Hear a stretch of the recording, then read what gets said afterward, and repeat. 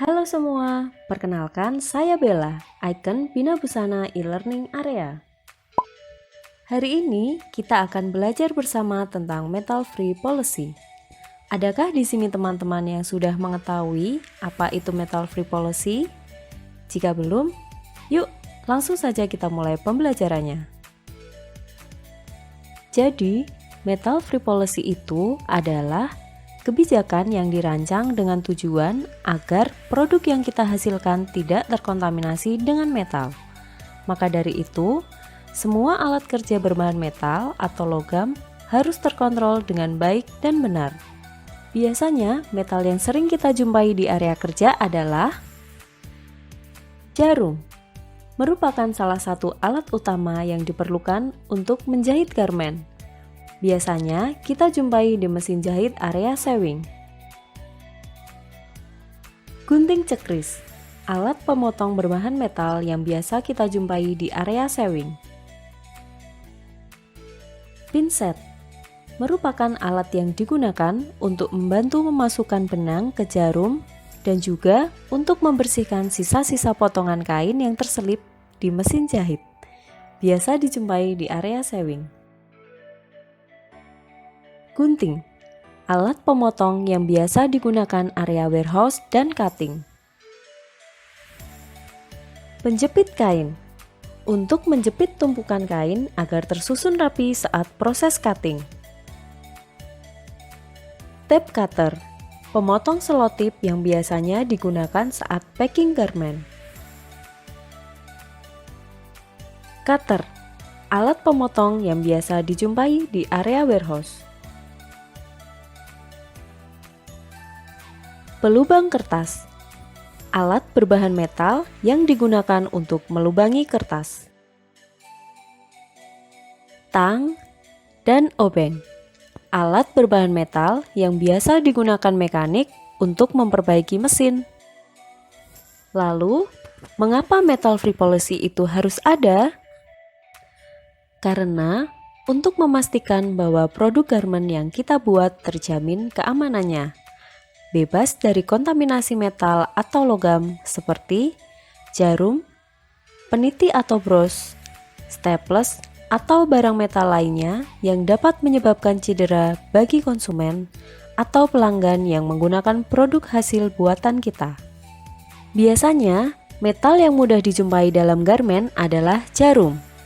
Jika tidak diperhatikan dengan benar, jarum bisa saja tertinggal di garmen dan kemudian dapat menusuk atau menggores kulit ketika garmen dipakai.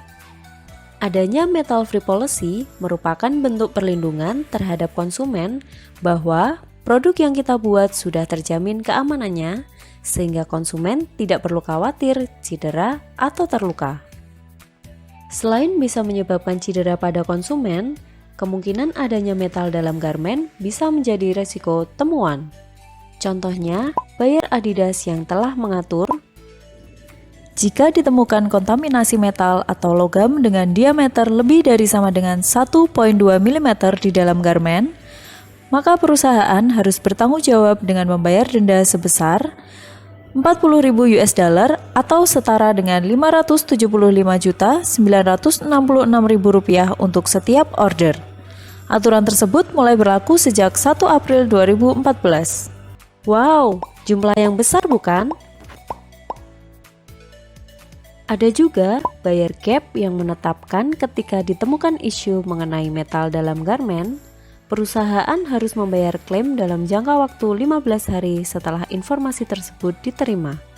Dan yang pasti, jumlah dendanya pun tidak sedikit loh.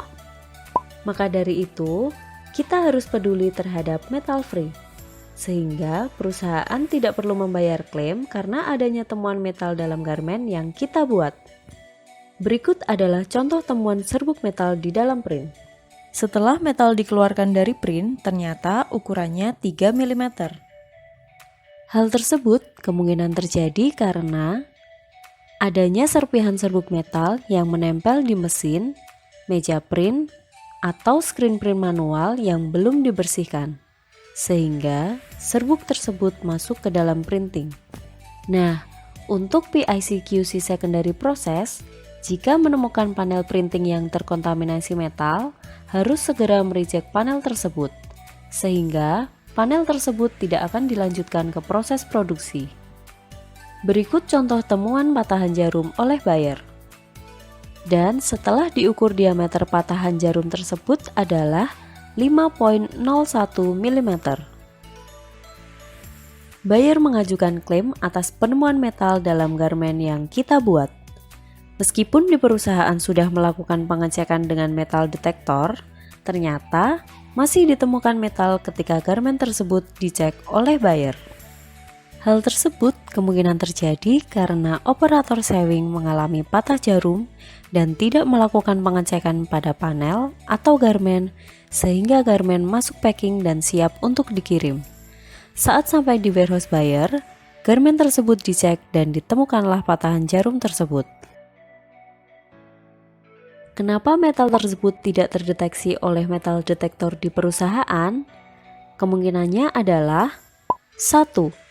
Mesin metal detektor perusahaan mengalami kendala karena kalibrasi atau servis mesin oleh supplier tidak sesuai dengan jadwal. 2. Kelalaian dari PIC scan dan packing ketika mengetahui garmen terindikasi metal namun tidak dikembalikan ke produksi sewing. Karena adanya temuan metal, perusahaan harus membayar denda atas klaim tersebut sesuai dengan aturan yang telah ditetapkan oleh buyer. Alat-alat ini kan termasuk logam metal, tapi saya butuh untuk mempermudah pekerjaan saya. Lalu apa yang harus saya lakukan? Oh, kamu tetap bisa menggunakannya kok. Tinggal ambil saja di shadow box atau toolbox yang telah disediakan. Shadow box merupakan tempat untuk menyimpan alat-alat kerja dari metal. Biasanya digunakan di bagian gudang, cutting, packing, dan embroidery. Bagaimana cara menggunakannya? Misalnya kamu memerlukan gunting. Yang harus kamu lakukan adalah mengikat gunting agar tidak menyentuh lantai. Jika sudah selesai, jangan lupa kembalikan ke shadow box. Toolbox merupakan tempat untuk menyimpan alat-alat kerja dari metal yang biasa digunakan oleh sewing. Bagaimana cara menggunakannya? Misalnya, kamu operator sewing memerlukan obeng untuk memperbaiki mesin jahit. Yang harus kamu lakukan adalah mengambil obeng dan mengembalikan ke dalam kotak merah atau toolbox setelah selesai digunakan. Cara meminjam peralatan metal di shadow atau toolbox adalah sebagai berikut. 1. Melaporkan pada PIC yang tertera di box saat meminjam dan mengembalikan peralatan. 2. Harus menuliskan alat yang dipinjam dan mengunci box kembali. 3. Isi dan jumlah peralatan harus sesuai dengan list yang tertera. Bagi siapapun yang melihat benda metal sudah tidak terpakai atau tergeletak, wajib membuang benda tersebut ke tempat sampah metal. Berikut contoh temuan metal tanpa kontrol. Terdapat jarum di atas mesin. Baut atau mur yang tergeletak di mesin. Jarum cadangan di tempat benang. Gunting yang tidak diikat. Obeng yang tidak dikembalikan ke toolbox atau kotak merah. Dan pinset yang tidak diikat.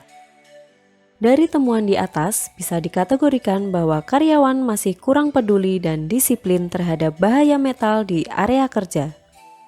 Metal tersebut harusnya dikontrol dan diletakkan di tempat yang seharusnya, agar tidak terjadi atau meminimalisir kecelakaan kerja. Berikut yang perlu diperhatikan terkait metal free, khususnya bagian sewing. Semua operator tidak diperbolehkan menggunakan aksesoris pribadi yang berlebihan, seperti bros, peniti, jarum pentul, penjepit rambut metal, cincin permata, jam tangan, dan tidak berkuku panjang. Karena hal tersebut merusak garmen.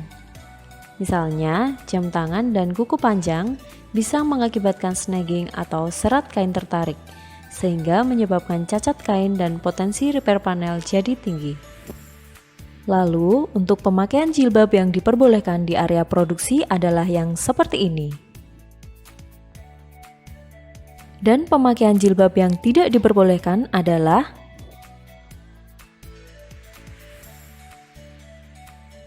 karena berhubungan dengan proses menjahit, tentu jarum adalah salah satu alat kerja terpenting. Namun, penggunaannya harus sesuai dengan prosedur, yaitu 1. Dilarang menyimpan jarum cadangan di mesin. 2. Jarum tumpul atau rusak harus ditukar sebelum jarum baru diterima. 3. Semua patahan jarum harus ditemukan sebelum jarum baru diterima. 4. Garmen harus dicek metal apabila patahan jarum tidak ditemukan. Jarum patah merupakan salah satu kemungkinan yang bisa terjadi selama proses menjahit. Ketika mengalami jarum patah, alat apa saja yang bisa kita gunakan? 1. Magnet pen. Bisa digunakan untuk mencari jarum di dalam mesin jahit.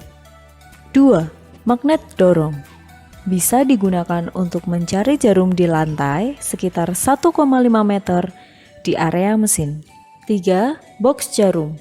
Bisa digunakan untuk membawa jarum patah ke tempat penukaran jarum atau IMC. 4. Box garmen. Bisa digunakan untuk membawa garmen atau panel yang terkontaminasi dari patahan jarum ke tempat mesin metal detektor. 5. Hand metal detector. Alat pencarian jarum secara clockwise system atau searah jarum jam bisa digunakan untuk mencari di seluruh bagian jahitan garmen. 6. Mesin metal detektor. Alat pencarian garmen yang terkontaminasi metal. Jika garmen tersebut terkontaminasi metal, maka mesin tersebut akan berbunyi beep dan konveyor mesin berjalan mundur. Namun, jika garmen tersebut tidak terkontaminasi metal, maka mesin tersebut tidak berbunyi beep dan konveyor mesin berjalan lurus. Mesin metal detektor yang direkomendasikan adalah dari brand Hashima. Lalu, ketika mengalami jarum patah atau hilang, yang harus dilakukan adalah 1. Mengecek pakaian di seluruh badan dari baju, jilbab, dan celana. 2. Ambil magnet pen untuk mencari patahan jarum di sekitar sepatu mesin, di dalam mesin, dan skoci mesin. 3. Lakukan pencarian dengan magnet dorong dengan jarak 1,5 meter sebelah kanan, kiri, depan, dan belakang area mesin jahit. 4. Jika sudah ditemukan, masukkan patahan jarum ke box jarum. 5.